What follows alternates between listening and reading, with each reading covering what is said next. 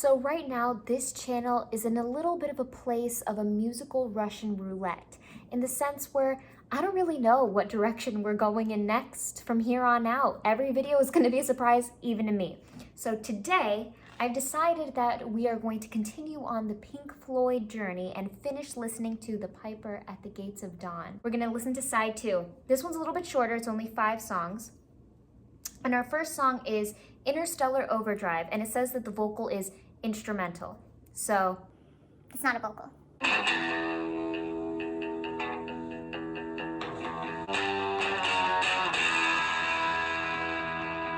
Already bringing it with the intensity.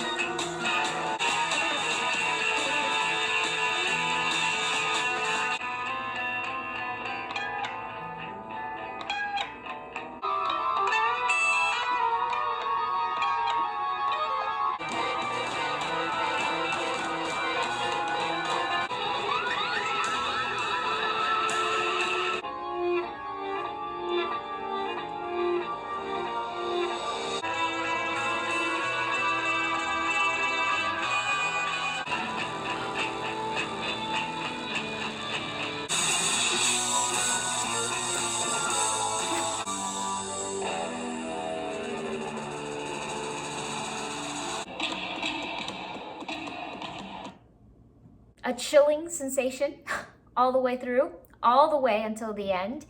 I often talk about my synesthesia, but I feel like normally my synesthesia lives very internal. It lives in a place where memories reside, you know, when you think of something. This feels like it pulled the synesthesia out of my body and made me feel like I was going through some type of musical psychosis. I don't even know how to explain. I was sent into a real panic. I started feeling like I was seeing lights, and then every sound became a light and became like a colorful purple light.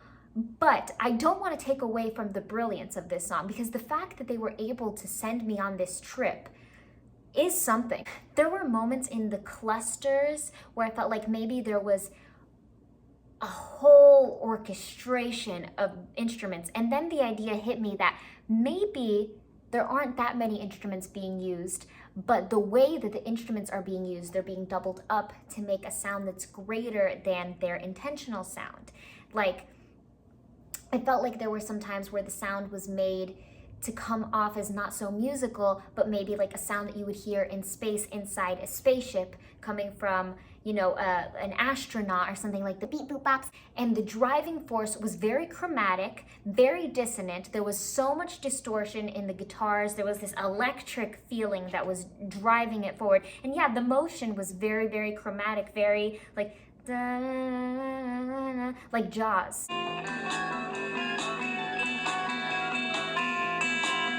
Here it shows that they have such a masterful understanding of the way music works and the way that one note relates to another, because they are using clusters of sounds in these pitches that are so close together, so chromatic, right next to each other, these half steps, to move in this chromatic motion, very dissonant, and then to add to that, the distorted nature of the timbre of the instrumentation, like in the guitars, it sounds like they're blown out, like they're coming out of a speaker that's broken or something that's malfunctioning. And then when everything just starts playing chaotically because meters are thrown to the wall, we're just, you know, just rhythm is constantly changing, pitches are being flown everywhere, but at the same time moving in a very tight motion.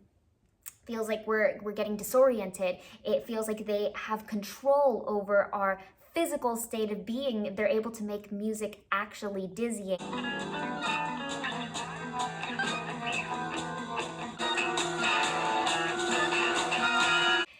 It feels like they are venturing out into the place where no one dare goes. People know about it, but they don't want to go there. And it's the question of, what else can we do? An instrument isn't only an instrument. Let's do more than just what it was designed to do. They're playing with the sound. They're seeing what other sound it can create, right? Like we have this organ that's making intergalactic sounds, and we have the guitars that feels like a drifty space, and it's just all working together to create a sound that is more than the music. The decrescendos and the sudden crescendos, and we have moments of forte and then we go down again to piano. It feels like they are really taking us on a full body journey. My spine is tingling. This is very emotionally evocative. The way we have a deeper, lower motion in the organ, and then we have that higher pitch floating over top. And the way those two opposites communicate with one another kind of further sends us into that curious, panicky, unknown place.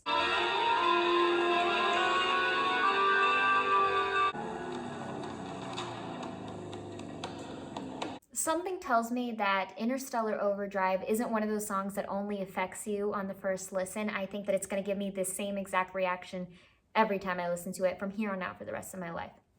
Moving right along to song number 2, we've got the Gnome, and our lead vocal is Barrett. I want to tell you a story. Just right off the bat, what a contrast already. A gnome named Grimble Crumble, and it's sleeping, drinking their wine. Scarlet tunic, a blue-green hood amidst the grass, fresh air at last, biding his time.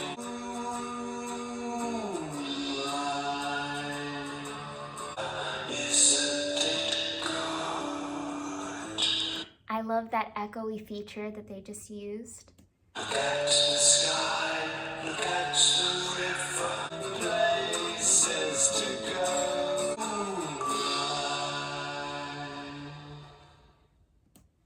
Definitely very sweet, a 180 from Interstellar Overdrive, but I do feel that Interstellar Overdrive did cast a slight shadow over the Gnome. Because even though the Gnome was very charming, the lyrics are very fable-like, very story, fairy tale, and we have that acoustic emphasis in the guitars, and it's very, very cutesy, it cannot sound folksy. Even though a lot of those elements do sound like they could fall into a folksy category, because of that shadow of the eeriness, there's no way that Pink Floyd is gonna sound folksy to me, at least for the rest of this side, for the rest of this album. But I really loved it. I loved the acoustic guitars. I loved the other instruments. There were a lot of really sweet, more round sounding instruments that added to that charming quality, a little bit kid-like, very playful, beautiful, celestial. About a little man, if I can. Even the percussion is very playful. A gnome named Grimble Crumble, eating, sleeping, drinking. And I love the restraint with the sevens. They're not just thrown about and given all over the place. They're placed strategically and not very often. He wore a scarlet tunic. It looked quite good. And the melody seems very overly simplified. It's very, very childlike, very alluring. It's the grass, fresh air at last. Another way for gnomes to say. That beautiful star-like sound coming in the background is beautiful. It feels like we're bringing to life those vibes again. The vibraphone is ringing, living its best life. And then when that harmony comes in, the beauty is just amplified to another level.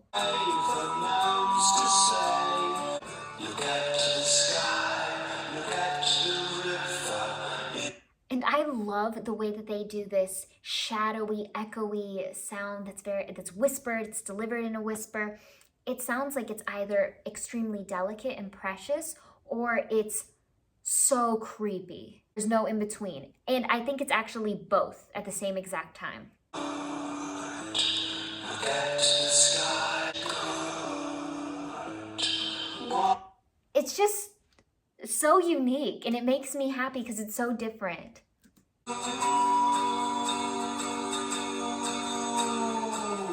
The way that the final note happened on all of the different instruments, even the drum, everything just collided at the end, tied up the story, closed the fairy tale book. Third song is chapter 24, and our vocal is Barrett yet again. In 6 stages, 7 is the number of the young.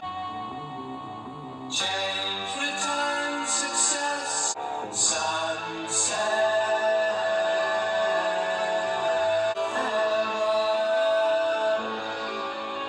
Things cannot. Action brings good fortune.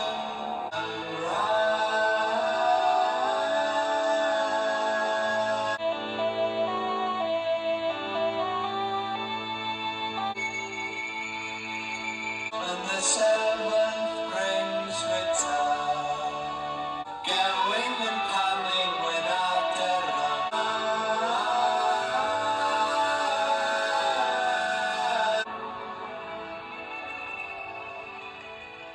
So far in side 2, with songs 1 and 2, with Interstellar Overdrive and with the Gnome, it feels like Pink Floyd just put all their cards out on the table and showed off what they can do. Completely contrasting worlds. And then here comes song 3, chapter 24, and they show us that they can combine these two worlds and make them merge perfectly. So much so that you're intrigued, and they've developed this new sound that you want to hear more of, which is what I'm currently experiencing. I love how every single instrument feels like it's mixed in a different way from the next. The movement of the sound and the melody in the instruments, focusing on the chord changes and all that, it feels like we have a little bit more of repetitive sequencing. It's not as crazy as we have heard their sound can be, the movements and all that. It was pretty straightforward, and it repeated a lot. But then we had an orchestra brought to life. We had strings, we had a cello, and the percussion. Let's just talk about the percussion really quick. The depth in the vibration, and the fact that they started the song off like this.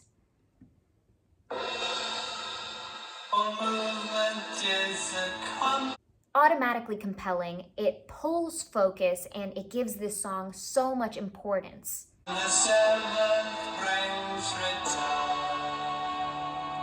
when darkness is increased by 1. And I love the movement in the bass guitar, because I talked about how the movement was a bit more stable and not as wild and experimental as in previous songs, but the bass movement is actually really beautiful.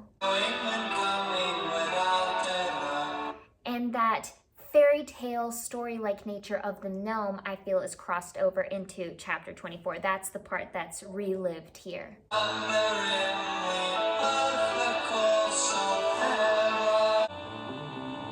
Change, return, success. I love the playful nature of the choices made in the vocal, the way that it was mixed in, and the way that the harmonies were played out.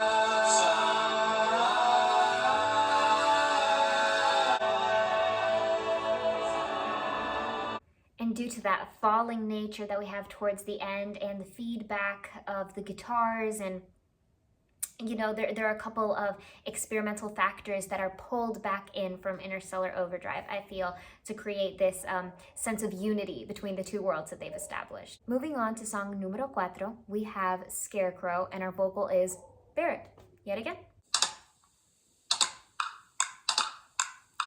I'm noticing a little bit of a pattern of a certain appeal that Pink Floyd has to percussive entrances, and this one is a little bit more longer lived than the last.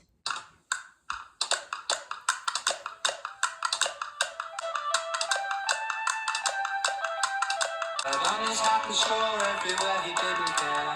His head did no thinking, his arms didn't move.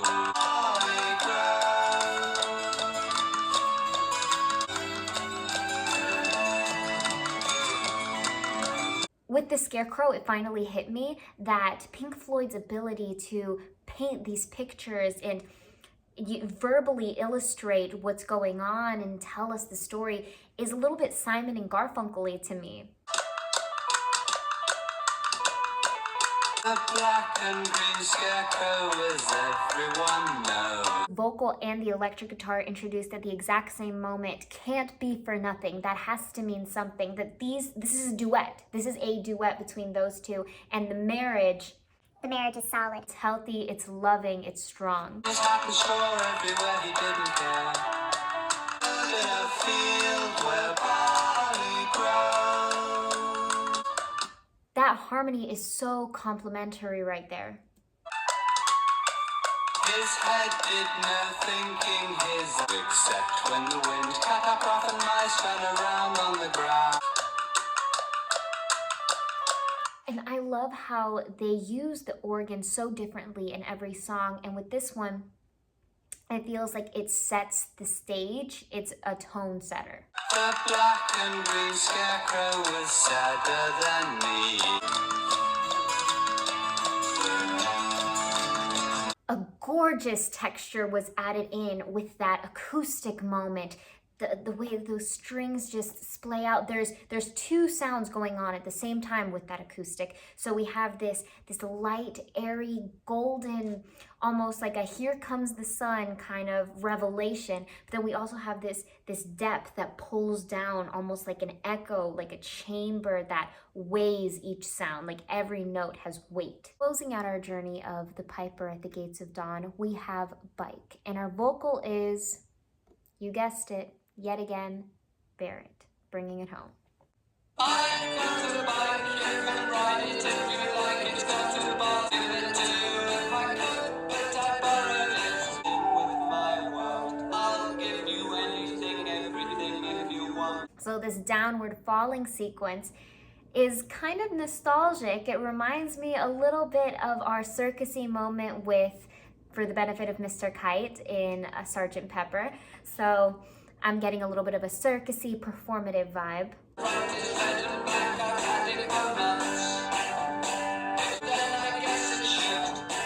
And I love the rhythmic and percussive delivery of the vocal.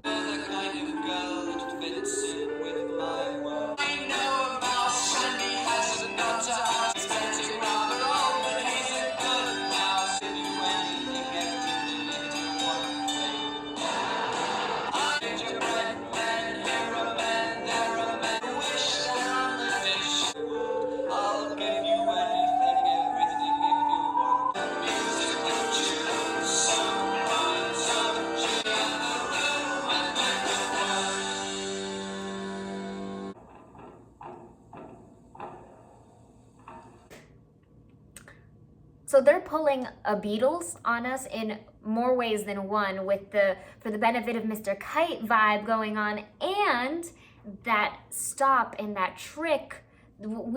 I felt like we were done. I was fooled, but I guess we're not.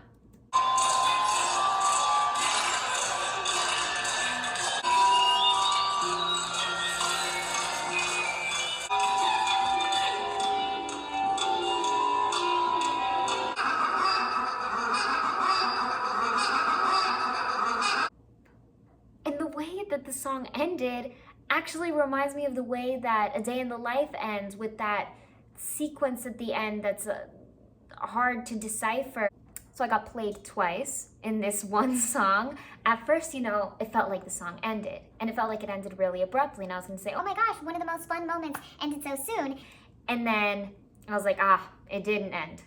Fooled me, got me. And then I got tricked yet again into thinking that the song was going to eventually resume where it was before, but instead it went into this whole other direction, and the vocals never came back. Something I noticed about Pink Floyd is that they are pioneers in making musical instruments sound non-musical, and then they are also able to make non-musical devices, these elements like clocks and tapes and rewinding and banging and clanging, and make that musical. So they're merging these two worlds where it's this whole confusion of what is sound, what is music, what is the difference? How come a musical instrument can be played and utilized in a way that doesn't sound musical, and then a device that isn't meant to be musical can be used to make music. So crazy and mind-blowing. You're the kind of girl that fits in with my world. I really appreciate that whistle because it goes on this journey of a slide, and it's so smooth and it hits so many pitches, and it just does so like metal, like silver brought to life. I love the disoriented nature of this song because they perform this one in a different way, where it feels like every single instrument played at one point or another is the center of attention in this song, and not so much in a way where it's cohesive and it all works together. It's more so like a circuit. Bang, bang, look at those drums. Now look over here at this guitar. Now look over here at this sound. Now look over here at this crazy wild instrument. And now look at the fusion of them together. Fits in with my world. I'll give you anything. A mouse and he hasn't got a house. I don't know why I call him Gerald. I'll give you anything, everything you want. I don't know. There's something so charismatic about this song. I really, really love it. I'm drawn to it very much.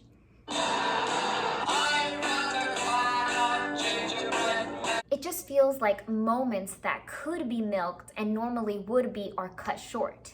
And there's something intriguing about that.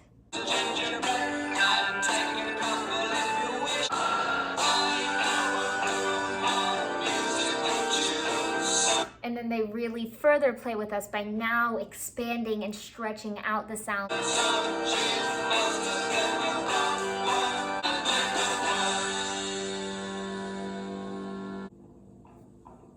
All done. Just kidding.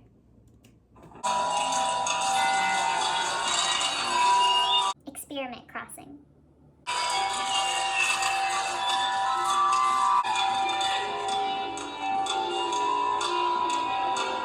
And adding in lower strings feels like we're going down a descending staircase. We lived that very, very last part once. I think that we're okay now. Thank you for joining me on this new leg of our journey. I'm very excited. It's a lot of fun, and also be expecting tons of surprises because, like I said at the beginning, I don't know where we're going next, but I know it's going to be a great, great, great place. So thank you. I hope you have a great night and take it easy.